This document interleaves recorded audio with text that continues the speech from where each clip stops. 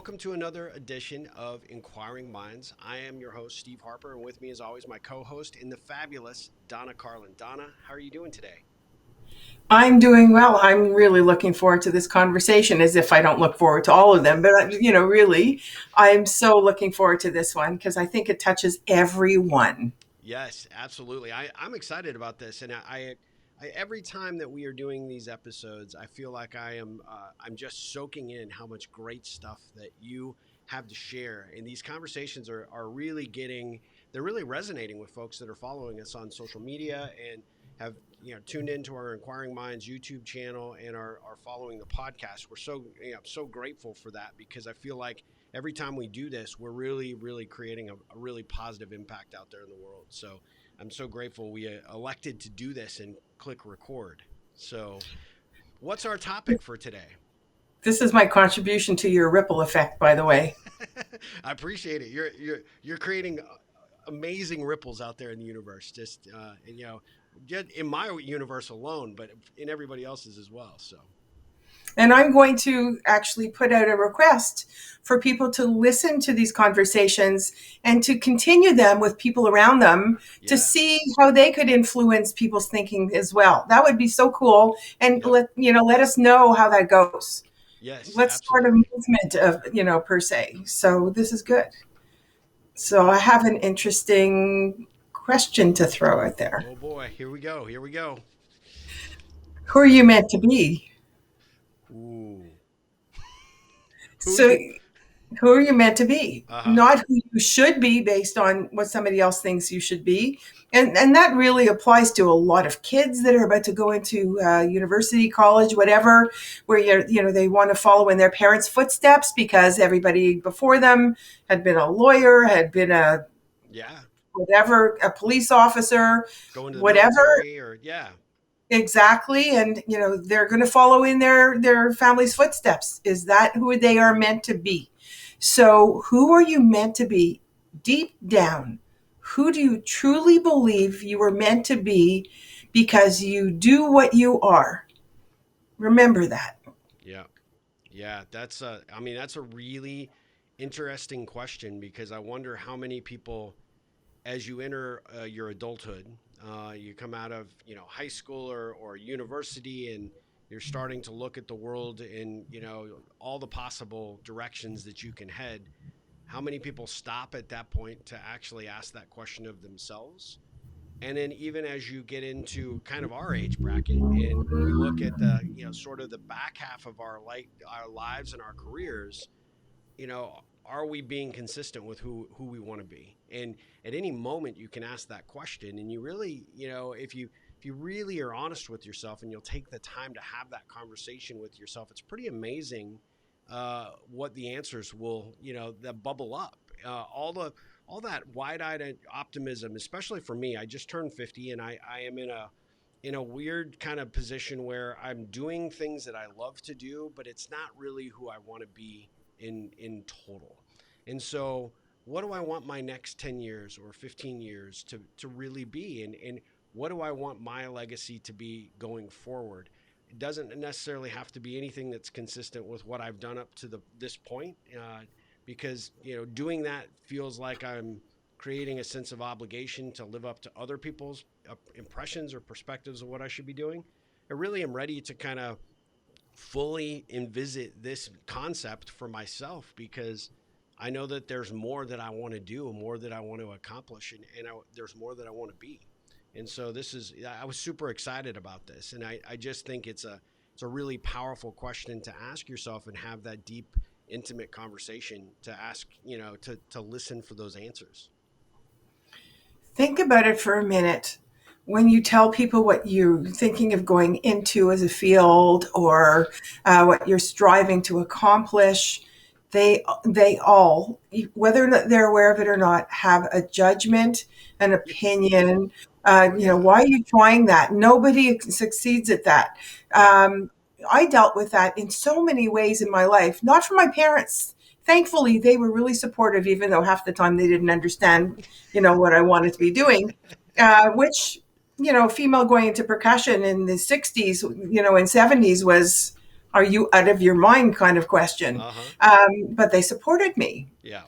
Um, there were a lot of people saying, you're never going to make it. Why should you put yourself in that? Even the school system, which was really something, you had to go through auditions and all that to be accepted into the program, and you had to keep auditioning. Wow. Every year you had to fight to stay in the program. And I asked my teacher one day, like, what the hell? It was hard enough to get into the school. Now you're making me do this every year. He Yeah. said, we get hundreds of applicants, maybe five will get a job at the end of all this, in an orchestra, whatever. How many orchestra positions are there, especially for percussion? And he said, we weed you out. If you can't make a living, we want you to know early so you go into another field and you're able to be successful. Yeah. So, really, the intention was good. How they went about it was not so good, to tell you the truth, because it was very demeaning in many ways, Mm-hmm. and demotivating, or it made you fight so hard that you didn't sleep, eat, or do anything else. Yeah. That was your entire life, which is not a balance anyway.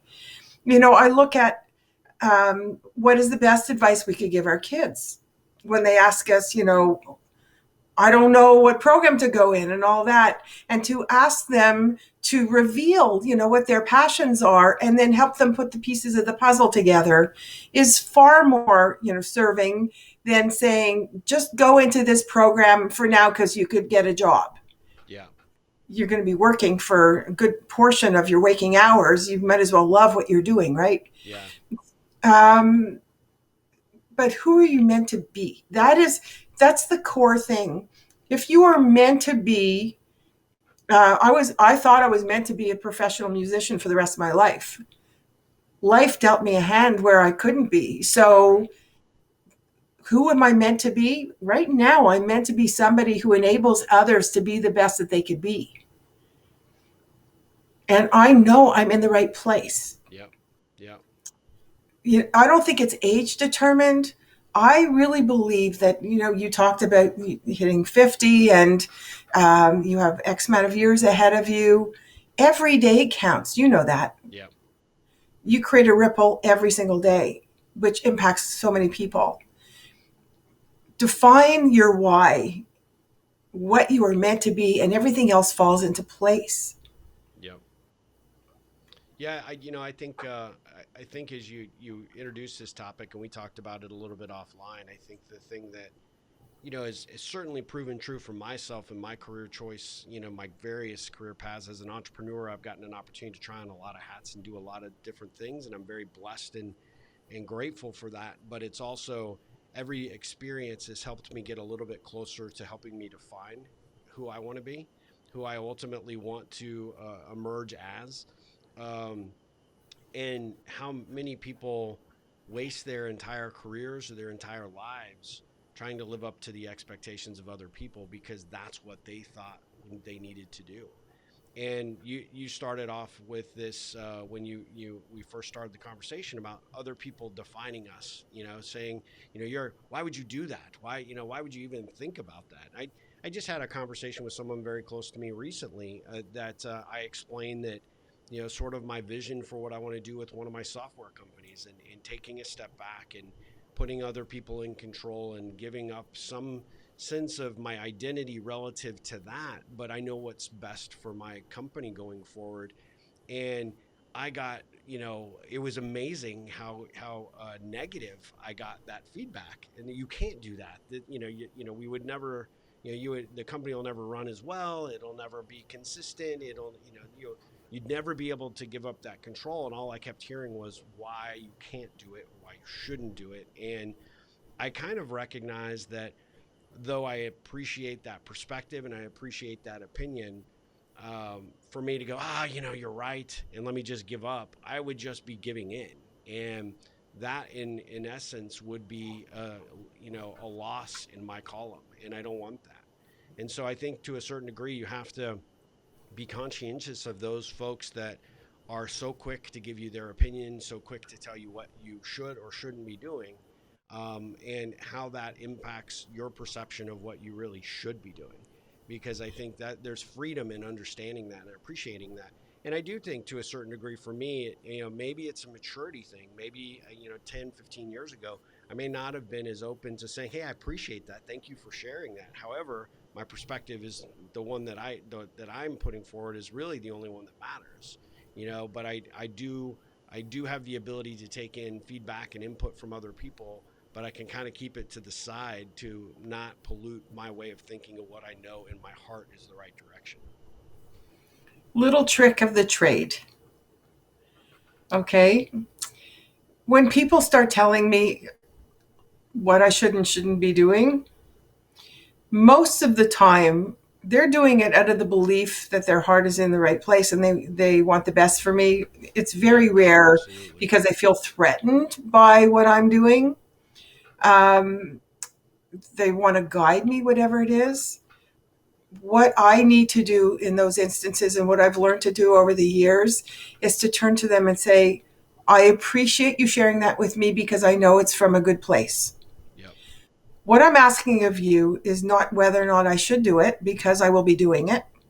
It is, what do you see as what I need to consider in order to do it successfully? That's my question to you. You have a lot of experience, and I will name where they have that experience. Yep. What I'm asking for is, in your experience, what has been successful when this has happened? I want to be able to gather as much information as possible so I'm successful at it. It's not that I'm not going to do it because you think I'm nuts in doing it. I know that this is a step that I have to take. Yeah.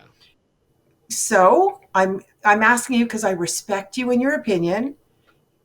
Taking that as a given, how could I do it in the best possible way? Yeah, that's good. I love that. Let me ask you, even before you put it out there for other people to consume and provide feedback, how important is it for you to have that internal conversation with yourself on a deeper, more meaningful level and to be really confident in what it is that you're doing in order for you to be able to have that confident position to to solicit the feedback and or to put the, hey, this is what I plan to do, this is who I plan to become before, how critical is that? To me it seems like it's really necessary. I think, for a lot of people, we have a tendency to think, I'd really like to shift here. I'd really like to, do this. I'd maybe like to go, work in this industry or become this, whatever it is, fill in the blank. And without fully thinking through that process so that we are completely sold on it, we become sort of very easily swayed by putting it in front of somebody too soon and too early so that their opinions cloud our judgment and what we should do next. So, how do you recommend people sort of get right with that before they actually even put it out for public consumption? Surprise, surprise, I have a series of questions, okay? Yeah. What There's don't I no know that I surprise there, need by to the know? way. None. Yeah. So this is what I take myself through. What don't I know that I need to know? Yep. I know what I know. It's what I don't know. Where are the gaps? So to do a gap analysis in my mind, what could be my downfall if I do this? Yeah. I want to get everything out on the table. So I will solicit information from people and experiences from people saying, have you ever experienced this before? Might not be something specifically to what they experienced. And what were the pitfalls? I want to know that right at the get go so I have some mitigation plan in place. Or it might turn my thinking around saying, this is not a smart move. I'm not Yeah. going to do it. So, what don't I know that I need to know? Who don't I know that I need to know and have a conversation with? So I will speak to people in my network saying, I want to speak to somebody in this area. Who could you recommend? And please, could you make an introduction so I can have a call with that person? Yeah. And I will pick their brain. I'll be very honest, to say, this is what I'm embarking on. And I would love to be able to pick your brain because you've been there and I haven't. Yeah. And they're always, always happy to contribute.